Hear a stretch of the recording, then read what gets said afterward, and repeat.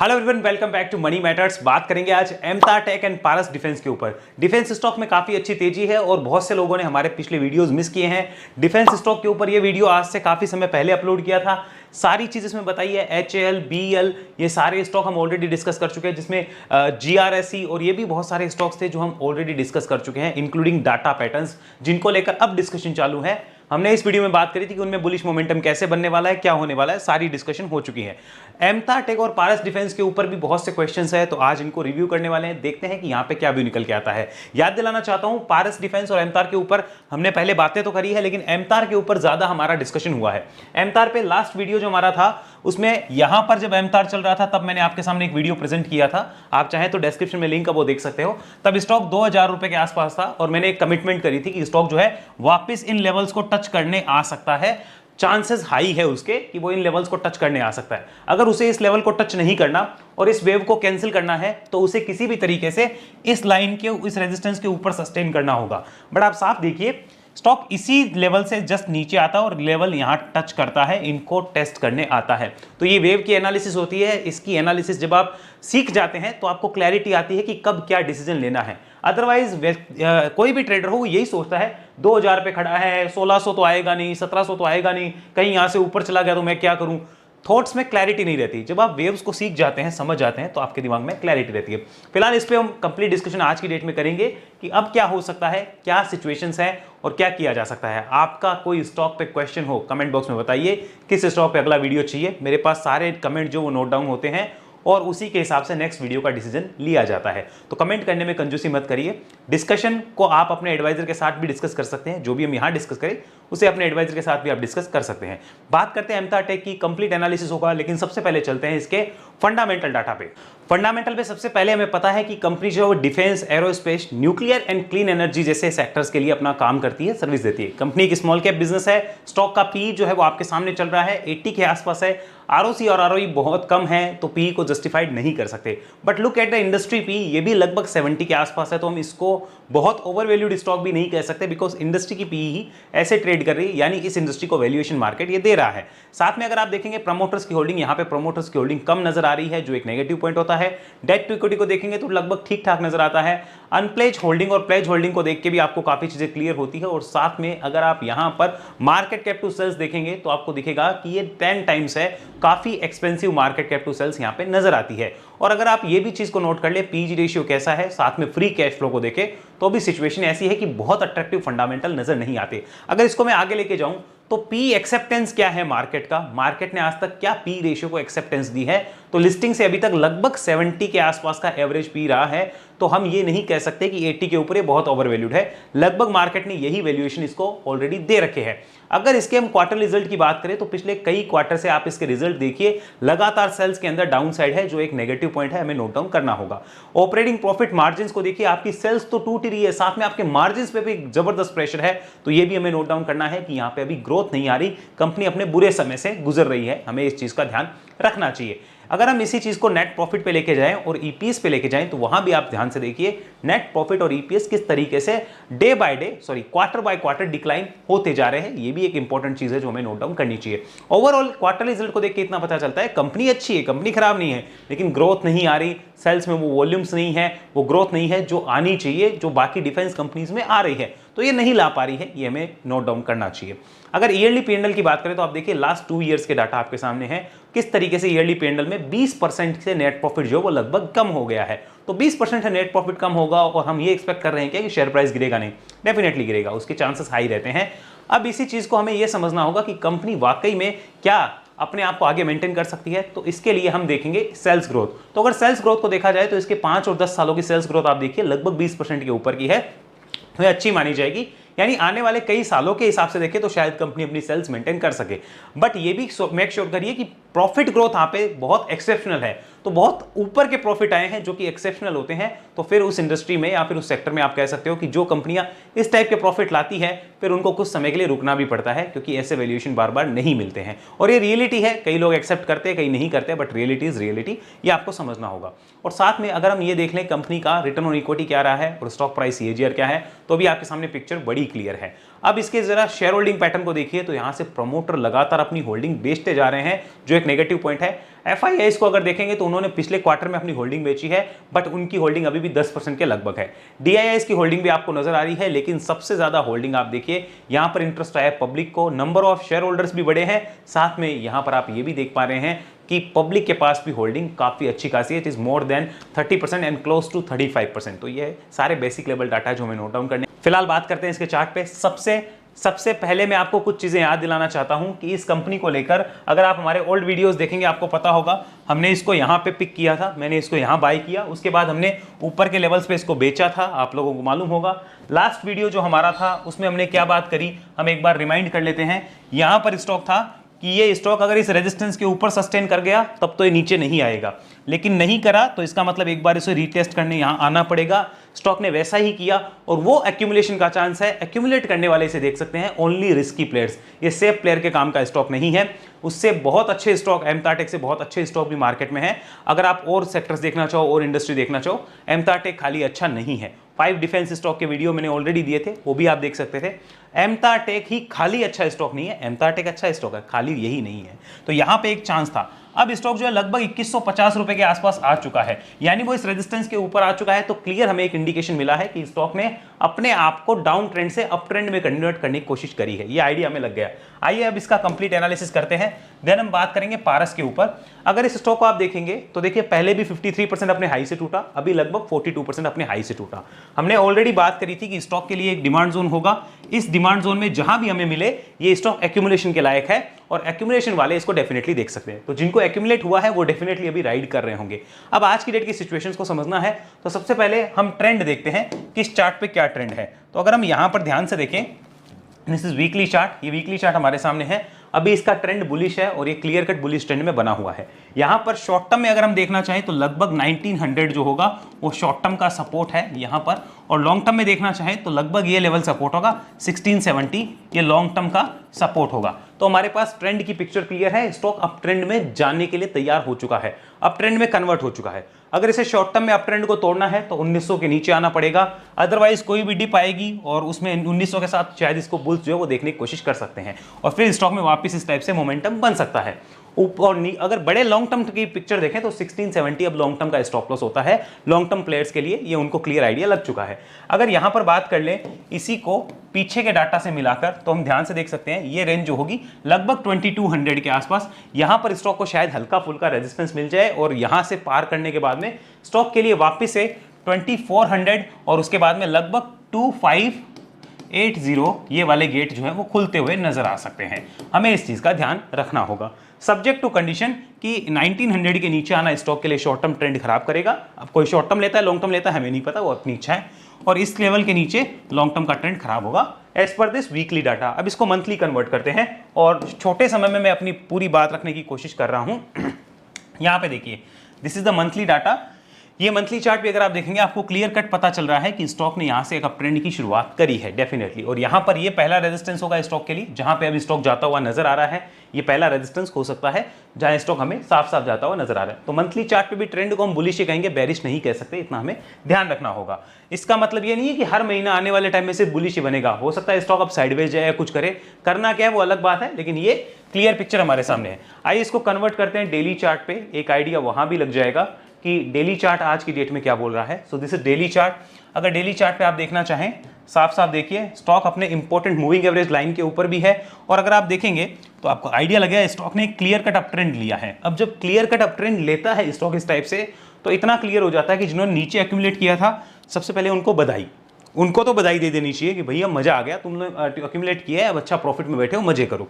लेकिन कोई बोलता है मैं यहाँ फ्रेश लेना चाहता हूँ तो उसके लिए थोड़ा सा वेट करो, समझो मैं क्या कहना चाह रहा हूँ, उन चीज़ों को समझना कि क्या हो सकता है। हाँ इतना हमें पता चल गया ट्रेंड बुलिश है। अब करना क्या है उसके ऊपर बात करेंगे। ये ट्रेंड बुलिश है, हमें इतना आइडिया लग गया, और देखो स्टॉक बढ़ते जा रहा है, हमारे वीडियो बनाते बनाते स्टॉक बढ़ रहा है। शायद वो इस 2200 वाले लेवल के आसपास आ सकता है, वहां रेजिस्टेंस है उसको टच करने आ सकता है आज ही।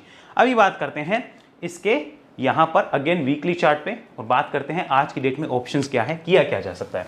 Converting it to the weekly chart, यहां ध्यान से देखिएगा इसमें आज की डेट में क्या हो सकता है, बुल्स क्या सोच रहे हैं वो हमें आइडिया लगाना है।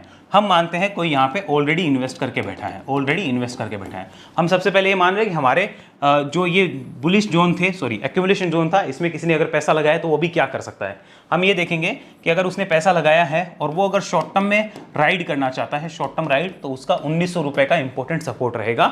ये हमें क्लियर हो जाना चाहिए, क्योंकि बुल्स 1900 रुपये का इंपॉर्टेंट लेवल मान रहे हैं शॉर्ट टर्म के लिए। अब कोई लॉन्ग टर्म में बैठा है, लॉन्ग टर्म सपोर्ट की अगर बात करें तो आज की डेट में वो लॉन्ग टर्म का सपोर्ट तो 1670 है। थोड़े टाइम बाद वो शिफ्ट होकर खुद 1900 रुपये पे हो जाएगा, 1900 पे। थोड़ा सा समय लगेगा, उसके बाद वो शिफ्ट हो जाएगा, अभी शिफ्ट नहीं हुआ है। साथ में ये देख ले, किसी ने इस लेवल पे एक्यूमुलेट किया था और उसे लग रहा है कि यार प्रॉफिट बुक कर लूं क्या, तो मेरा आंसर ये होगा कि आपकी बाय प्राइस जो होती है, अगर उससे कोई स्टॉक आपको लग रहा है 30-40% ऊपर चला गया है, कुछ ना कुछ जरूर बुक करना चाहिए। अगर आपको ये डर है कि नीचे आता है तो मैं नहीं देख पाऊंगा, तो कुछ ना कुछ करना चाहिए। आपका विजन है 5 साल 10 साल का कि नहीं मेरे को तो 5 साल 10 साल मुड़ के ही नहीं देखना, तो अलग बात है, तो आप अपने एडवाइजर से बात करो। लेकिन अगर आपका विजन ये होता है कि नहीं मैं वापस डाउन साइड नहीं देखना चाहता, कुछ ना कुछ प्रॉफिट मेरे हिसाब से हमेशा बुक होता है। आपका एडवाइजर भी शायद आपको यही सलाह देगा, बाकी आप बात कर सकते हो। बात करते हैं जो ऊपर से लेके बैठे हैं वो क्या कर सकते हैं। उनके लिए भी चांस यहाँ पे था एक्यूमुलेशन का, अभी यहाँ पे कोई चांस नहीं है। वो बैठ के खाली देख सकते हैं कि क्या हो रहा है, कर अब कुछ भी नहीं सकते। अगर उनकी एवरेज बाय प्राइस के आसपास आ रहा है तो एक बार सोच सकते हैं कि चार्ट पे क्या पैटर्न बन रहा है, उसके बाद रिव्यू किया जाए। फिलहाल वो कुछ नहीं कर सकते जो ऊपर से लेके बैठे हैं। क्यों? आपने ऊपर बिना कोई सेटअप के लिया, पहली गलती। आपने स्टॉप लॉस नहीं रखा, दूसरी गलती। तीसरी गलती, आपने शेयर को अप ट्रेंड में लिया था और स्टॉप लॉस नहीं रखोगे तो बहुत बड़े नुकसान के लिए तैयार रहना पड़ता है, तो वो आपके साथ होता ही है। आगे बात करते हैं, यहां पर कोई फ्रेश पैसा लगाना चाहता है। फ्रेश पैसे का मतलब पहले हो गया इन्वेस्ट के ऊपर बात करते हैं, इन्वेस्टमेंट, फ्रेश इन्वेस्टमेंट। तो क्या ये बेस्ट टाइम है? आंसर बेस्ट टाइम तो नहीं है। क्यों नहीं है? क्योंकि बेस्ट तो जोन ये था, एक्यूमुलेशन जोन बेस्ट तो ये था, अब बेस्ट तो नहीं है। अब क्या है? अब ट्रेंड बन चुका है। तो ट्रेंड बन चुका है तो हमेशा एसएल के साथ काम होता है, मेरे हिसाब से, हमारी जितनी छोटी सी नॉलेज है उसके हिसाब से, कि हमेशा ट्रेंड बनने के बाद में एसएल को ही फॉलो किया जाए। क्यों? क्योंकि आप उस वक्त उस शेयर को नहीं ले रहे हो जब वो बेस्ट टाइम में था, आप चलने के बाद ले रहे हो। तो चलने के बाद अगर ले रहे हो तो टीएसएल होना चाहिए या फिर एसएल होना चाहिए। तो 1900 अगर शॉर्ट टर्म के लिए कोई लेता है और लॉन्ग टर्म के लिए लेता है तो 1670। बड़ा सिंपल, यहां पर हमारे पास डाटा अवेलेबल है फ्रेश इन्वेस्ट वालों के लिए। साथ में ध्यान रखिएगा, फ्रेश इन्वेस्ट में कभी भी आप अपनी रिटर्न एक्सपेक्टेशंस को लिख के रख ले तो वो आपको हमेशा आइडिया देगी, आराम देगी। आपकी रिटर्न एक्सपेक्टेशंस क्या है? ये स्टॉक यहाँ से 2200 का स्टॉक है, मान लीजिए 2800 जाता है 6 महीने साल भर के अंदर, तो आपको कितना रिटर्न मिलेगा कैलकुलेट करिए। क्या उससे आप सेटिस्फाई हैं? आंसर है यस, तभी इस स्टॉक को देख सकते हो। अगर आप उससे सेटिस्फाई नहीं है तो क्यों टाइम वेस्ट करना, कोई अच्छी अपॉर्चुनिटी और भी आप देखना चाहें तो देख सकते हैं। ये क्लियर हुआ। यहाँ बात कर लेते हैं, is there any swing trade? यहाँ पे देखते हैं कोई स्विंग ट्रेडिंग है क्या यहाँ पर, अभी कोई स्विंग ट्रेड है क्या? तो राइट नाउ स्विंग ऑलरेडी हो चुका है, स्विंग ऑलरेडी यहाँ पे हो चुका है। स्विंग ट्रेड इस रेजिस्टेंस के ऊपर बनी थी, वो स्विंग ट्रेड यहाँ तक कंप्लीट हो चुका है, तो फिलहाल कोई स्विंग नहीं है। कोई नया सेटअप बनेगा तब स्विंग देखा जाएगा। एमता टेक में फिलहाल कोई स्विंग नहीं है, दैट डजंट मीन कि एमता टेक ऊपर नहीं जा सकता, ये उनके काम का है जो लेके बैठे हैं। स्विंग वालों के लिए अभी ये बेस्ट नहीं है, स्विंग वालों के लिए और भी बहुत स्टॉक्स हैं। पारस डिफेंस को देखते हैं, शायद स्विंग के लिए वो अच्छा हो, या फिर और भी बहुत से स्टॉक है। क्योंकि स्विंग ट्रेडर की तो मेंटलिटी होती है कि मुझे तो 20-30% प्रॉफिट कमाना है, उसे ये मतलब होता ही नहीं है कि कौन से सेक्टर का है, कौन सा स्टॉक है, किस टाइप का है। हमें प्रॉफिट से मतलब होता है जब हम स्विंग ट्रेडिंग में जाते हैं। तो सिंपल कहानी ये रहती है। तो यहाँ पर अभी फिलहाल स्विंग नहीं है, स्टॉक ऑलरेडी ऊपर आ चुका है, तो अब साइडवेज या फिर कोई डिप दिखती है, नया सेटअप बनता है तो स्विंग देखा जाए। इन्वेस्ट वालों के लिए क्या हो सकता है वो आपको बताया, ऑलरेडी इन्वेस्टेड है तो क्या हो सकता है वो भी आपको बता दिया है। स्टॉक का ट्रेंड फिलहाल चेंज हो चुका है, बुलिश हो चुका है। कब बेरिश होगा वो भी साथ आपके डिस्कस किया है। आपको बेरिश होने पे दिक्कत होगी तो कैसे कर सकते हो काम, वो भी आपको बता दिया है। अब चलते हैं पारस डिफेंस के ऊपर।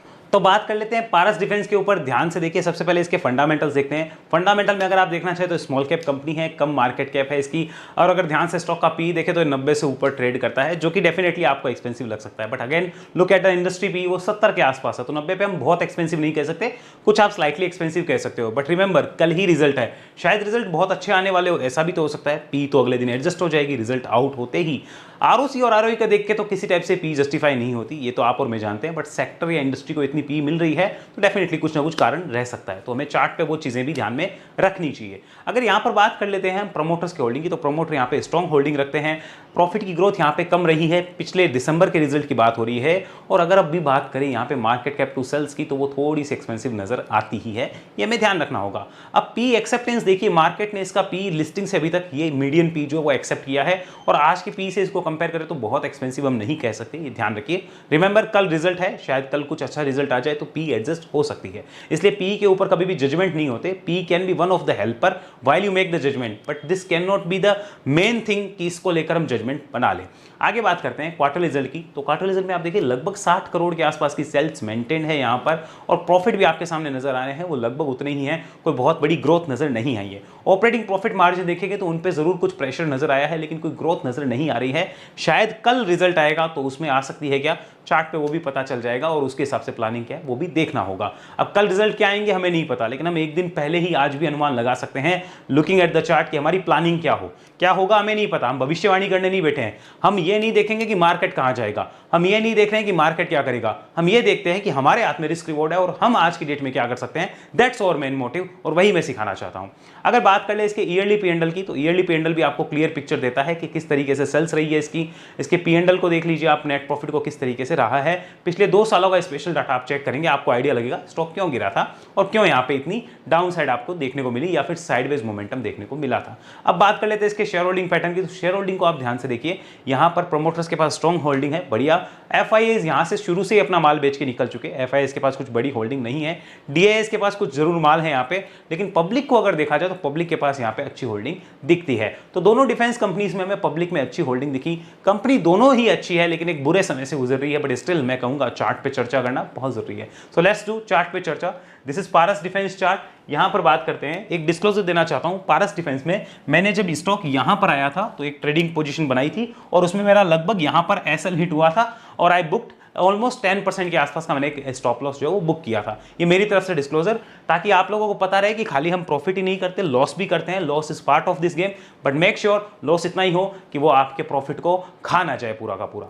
आगे बात करते हैं, यहां पर आज की डेट का डाटा देखेंगे तो आपको आइडिया लगेगा स्टॉक इन लेवल्स के आसपास आया था लगभग 2021 के लास्ट में, और वहां से देखिए लगभग एक कंसोलिडेशन ही करते जा रहा है इन लेवल्स पे। ओके, ये कंसोलिडेशन है, और इसमें अपर रेंज जो होगी वो हम लगभग मानेंगे 850 रुपीस। 850 को इसने यहां पे भी रेजिस्टेंस लिया है, और यहां पर भी ऑलमोस्ट 850 के आसपास ही रेजिस्टेंस है। एक्चुअल में जो रेंज है रेजिस्टेंस की वो यहां पर नजर आती है 800 से 850। अगर मैं एक्चुअल रेंज बताऊं तो 800 से 850, लेकिन हम अपर प्राइस पकड़ेंगे ताकि हमें दिक्कत हो ही ना, समस्या हो ही ना, प्रॉब्लम हो ही ना, परेशानी हो ही ना।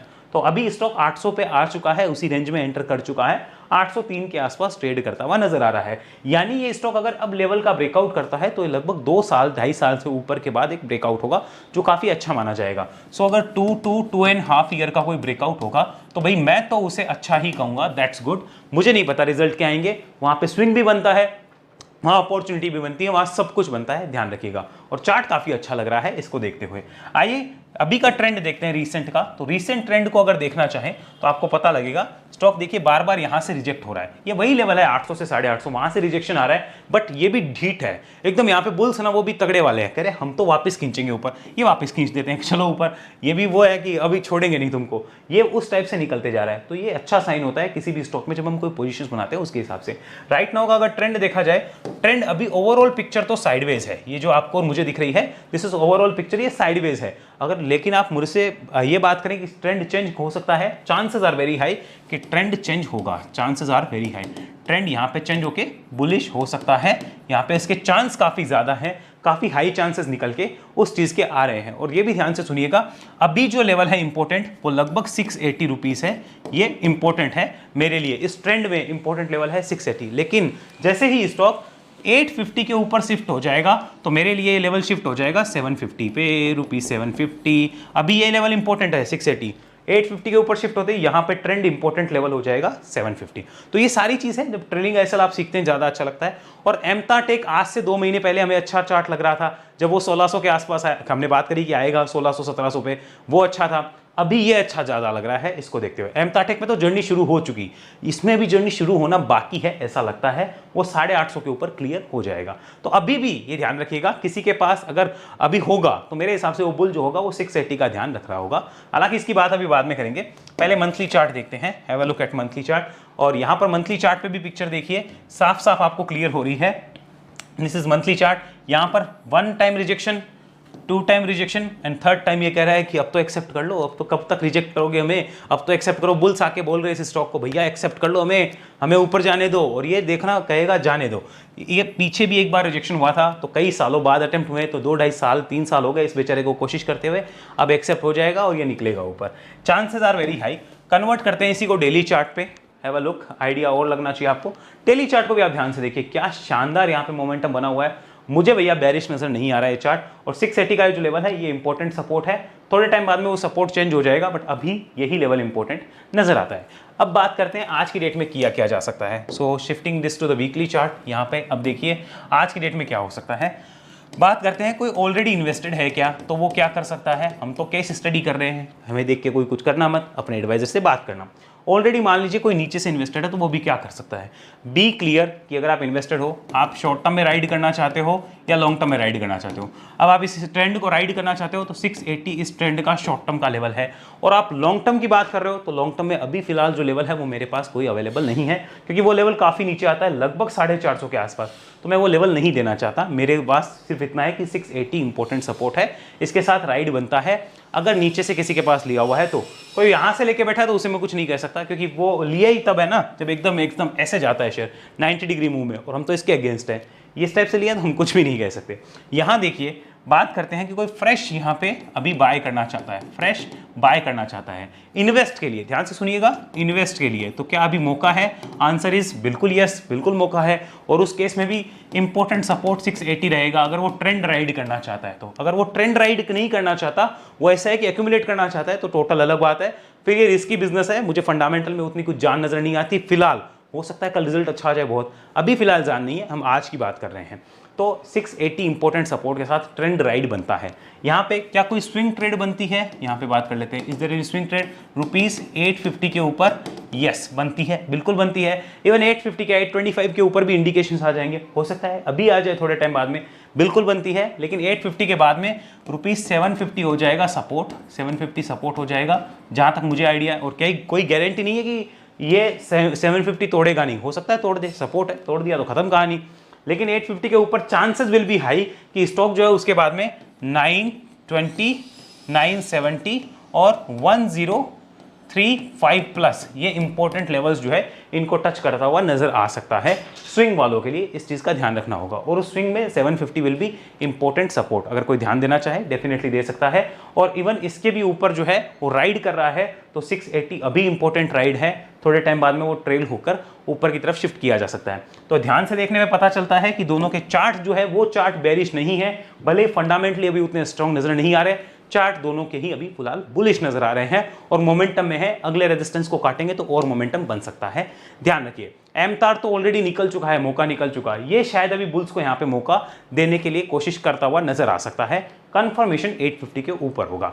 आई होप आपको ये समझ आया है। वीडियो अच्छा लगे तो लाइक जरूर करिए, दोस्तों के साथ शेयर करिए। ऐसी एनालिसिस सीखना चाहते हैं तो वेव एनालिसिस में आइए, डिटेल आपको डिस्क्रिप्शन में मिलेगी, इस नंबर पे संपर्क करके जानकारी ले सकते हैं। वेव एनालिसिस का फीस रहता है 44,000, 1-to-1 ट्रेनिंग प्रोग्राम है, एक समय में एक इंसान मेरे साथ सीखता है। और ये चीज़ ध्यान में रखिएगा, किसी तरह से जानकारी चाहिए तो इस नंबर पे व्हाट्सअप करके आप जानकारी ले सकते हैं।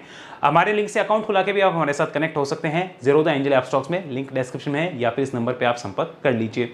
साथ में हमारे चैनल की ज्वाइन बटन जो है उस पर क्लिक करके भी आप हमारे साथ कनेक्ट हो सकते हैं। डायमंड या एसटीपी मेंबरशिप लेकर आप हमारे साथ जुड़ सकते हैं और सपोर्ट रेजिस्टेंस का डिस्कशन हमारे साथ कर सकते हैं। ध्यान रखिए, हमारी कोई पेड सर्विस नहीं है जहां पे हम स्टॉक की टिप्स देते हो। हमारा सिर्फ चार्ट शेयर करने का या चार्ट सिखाने का काम है, हम टिप्स किसी तरह के नहीं देते।